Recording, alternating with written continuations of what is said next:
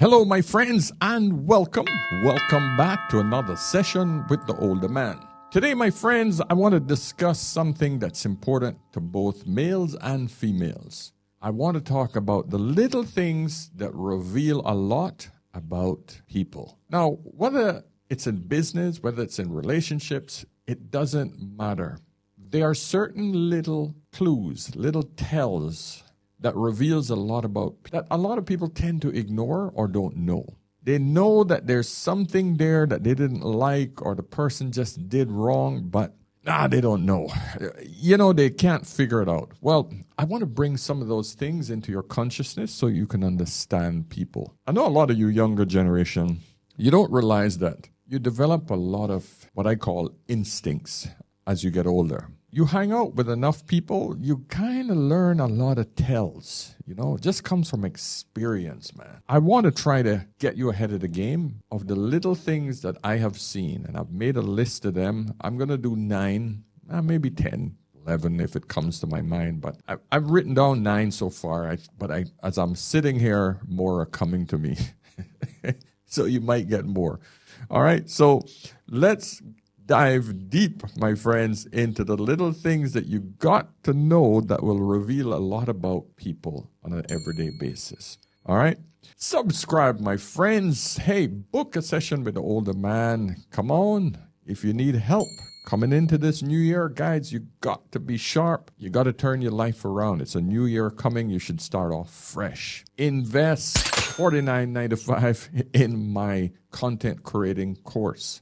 It's my content creating toolkit. Listen, it's the best investment you'll ever make to start something new in the new year. Residual income, passive income, my friends, these are the only things that's gonna catapult you into the next year and beyond. That's what I'm doing, man. I've built a great business behind this whole YouTube thing, and I'm expanding constantly. I'm now currently looking at putting this into different languages. It's a whole other thing. I'm writing books, and I'm looking at creating another channel. There's a lot of things that can work from just one thing, but you got to start something first, my friends. Start a course, start an ebook. Get some of that information out of your head out. You got to understand, guys, that all of your life experiences have now become a commodity. Somebody out there needs and wants the knowledge that is trapped in your brain. Your life experiences, most of us have a lot of experience with something. You might be surprised. I'm talking about, I know a lot about football. I know about beekeeping. I know a lot about spinning a pencil on my finger. It doesn't matter. It's knowledge. Digitalize it, monetize it, get it out there. If you need more help with this, my friends, book a session. Nice half-an-hour session.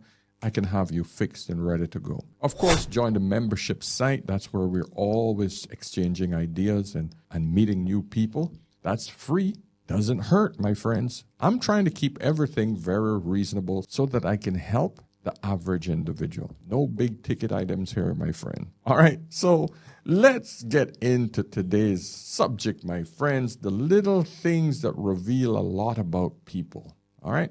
Number 1, how often do they check their phone? Ooh, man. Now listen, in this hyper-connected world that we're living in, people do want to be on their phone. It's constant, right? But it could show something a little deeper.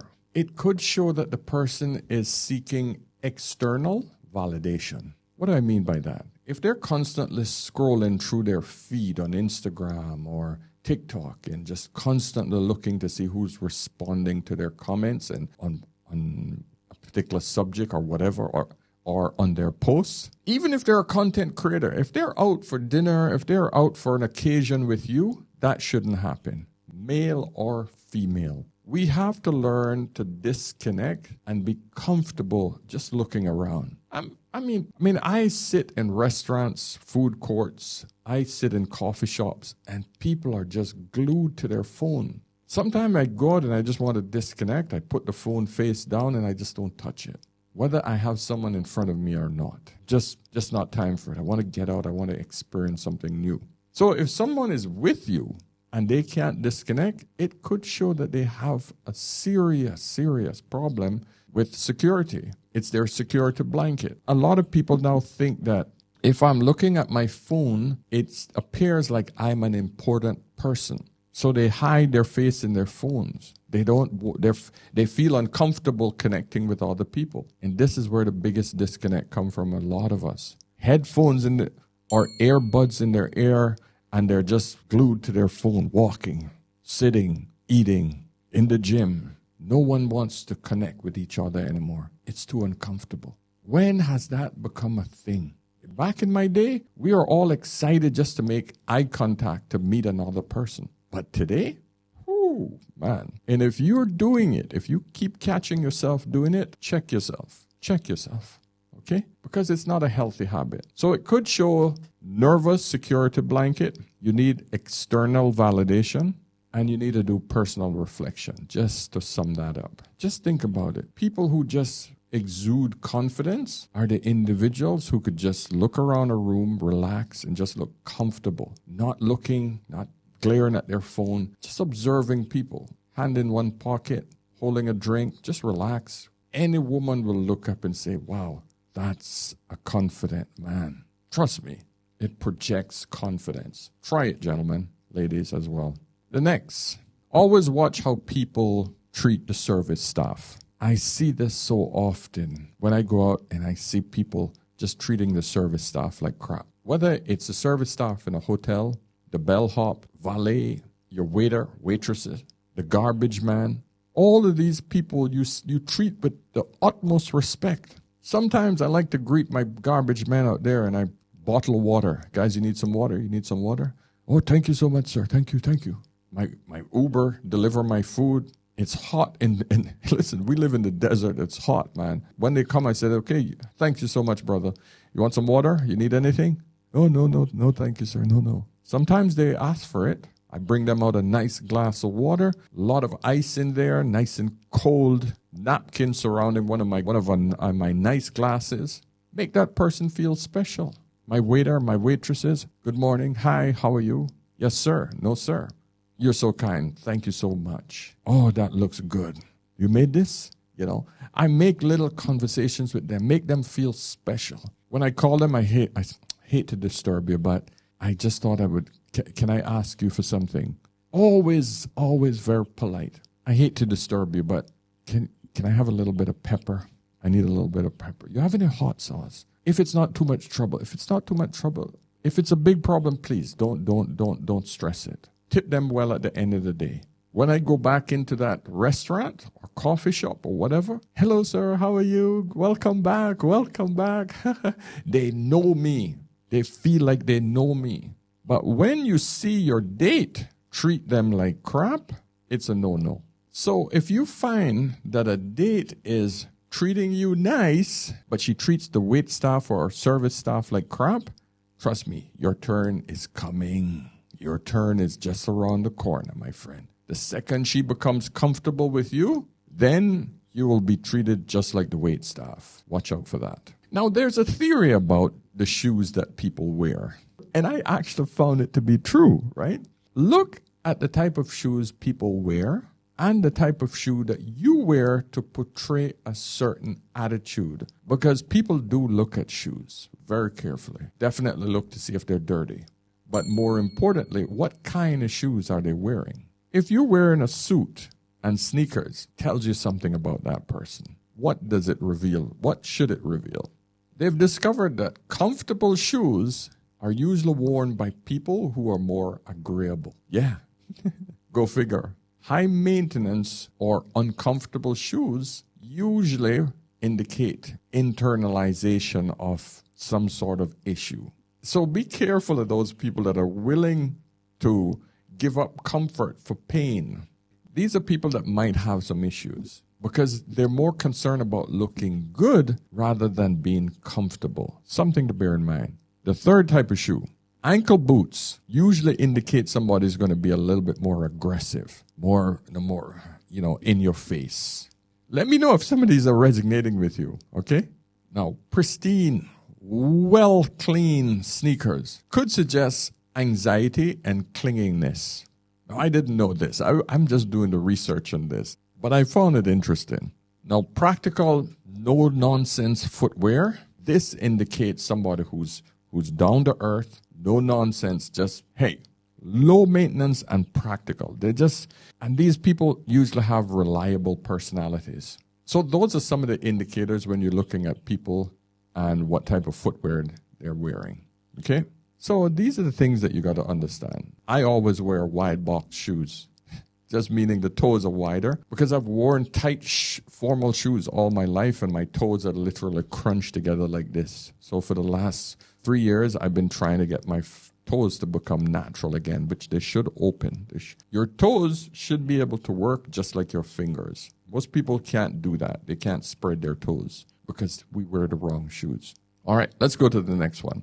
How often do they make eye contact? This is important, my friends. Make eye contact all the time. When you meet someone, look in their eye. When you ask them a question, look in their eyes. You're talking to them, look in their eyes. It shows confidence. It is the best form of non-verbal communication. If you want to connect with someone, it's in the eyes, my friend. In the dating world, that is a powerful indicator that you're a dominant person, that you're here. You don't drop your gaze when you're looking at a woman. She should drop her gaze. She should feel that strong connection. And women, they correspond a lot with eyes. Okay, how many times you've heard women go, oh, but I just love his eyes. I just love it. It's so deep and they're beautiful. Women connect with eyes a lot more. When a woman lowers her gaze, it shows a submissive woman. Don't mean you have to go, no, you just lower your gaze a few times. It just shows that you're more of a feminine woman. That's it. Now you got to learn to maintain a comfortable eye contact, not a deep, dark staring, not one of these no blinking stares that you're just constantly looking at the woman, almost like you're creepy. So there's a comfortable way to do it. Your eyebrows should not shoot up. Should be comfortable, sort of, always curious. Half squint sometimes. Always bring a little smile to the face when you're looking at her. Makes her feel that you are pleased with what you're looking at. Okay? Of course, handshake. Handshake says a lot. One of the other great non-verbal cues that tells a lot about who you are. Okay? Gentlemen, never ever sit down and shake another man's hand or woman. I see this a lot with the younger generation. They're being approached by someone else and they would keep seated while they shake the man's hand. If someone approaches me and I'm sitting down and they stretch their hand out, I will not put forward my hand. I will stand up first, then I will reach for their hand. I would greet them. Hey, nice to see you. Oh, good to see you. Then I would get up, then give them my hand. But I do not shake another man's hand or woman sitting down. That's number one. Now, quality of handshake is what's important. A firm handshake shows confidence and friendly. Now, not the Donald Trump handshake, which is a grab and a pull.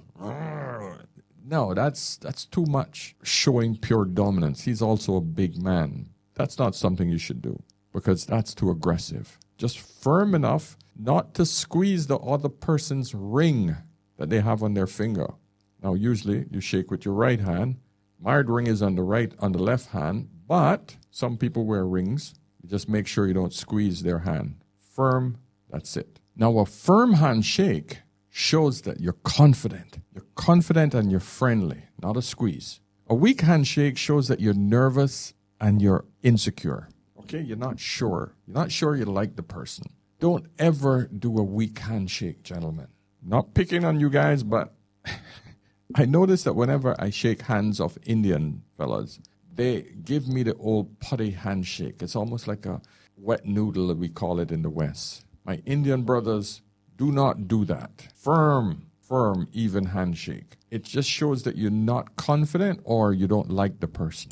So you got to understand, handshakes in business are different from handshakes in personal life. A good firm handshake in business gives a good first impression. Perfect. It shows that, okay, I'm dealing with someone who's mature, who is confident with himself. In a personal life, it shows respect. It shows trustworthiness. I can trust this person. This person feel like a strong, reliable person. All right. For women, it shows self-assurance. A woman should never just give her limp wrists. Still give a nice, firm, but not squeeze, because most women are wearing rings. Just a nice, normal, warm handshake. I see too many women try to be dominantly squeezing your hand. And you're just saying to yourself, really? Wow. Don't do that, ladies. Firm enough, don't over-exaggerate it. If you have to squeeze, you're doing too much. And there's just no way possible you can match a man's hand grip. So please don't do it. It serves no purpose at all. Over that, it just shows your masculinity, and it's not attractive. Now, I don't have to tell you guys about this one. Showing up on time. Punctuality. The key, absolute key to gain respect from people.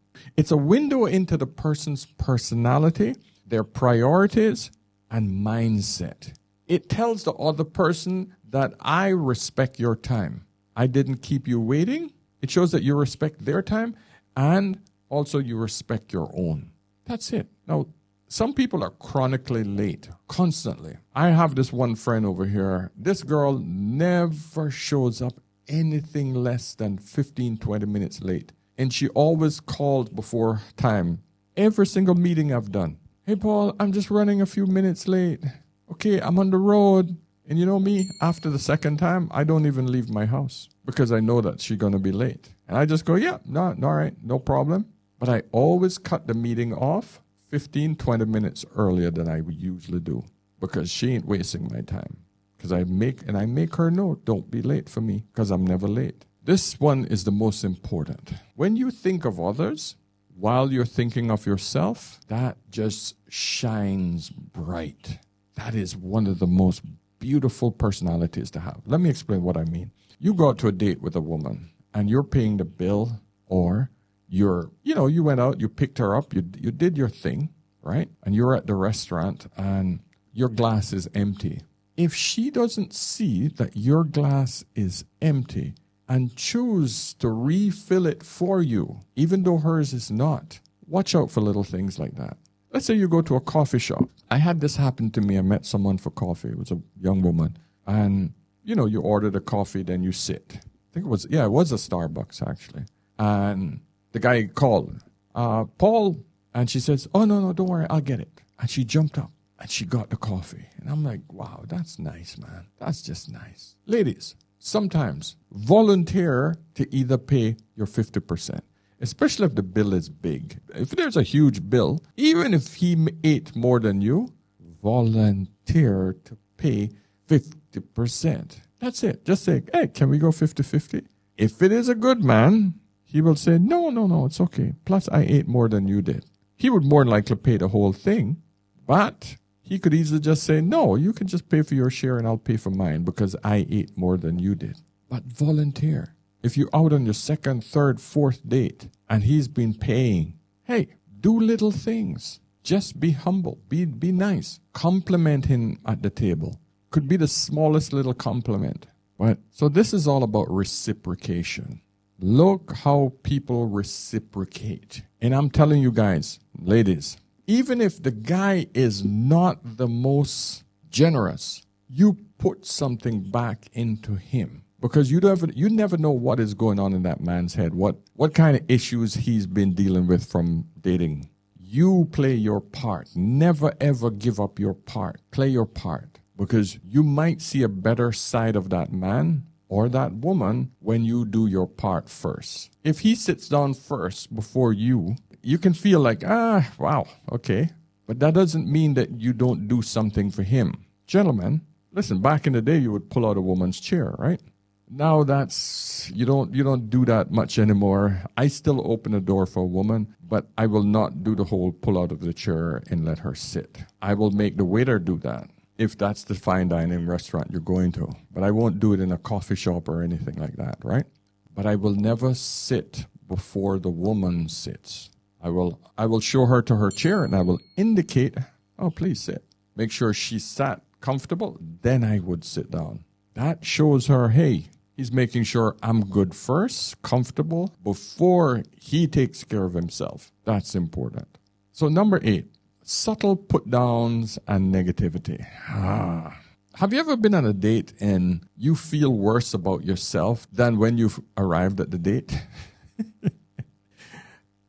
Because the person in front of you just negative, man. Just constantly, oh, but I didn't like that. Oh, I don't like that. But no, I didn't go. I went there, but I didn't like that. Oh, I just constantly negative. Oh, you're going to eat that? Oh, my God, you didn't. Oh, I don't know how you could eat that.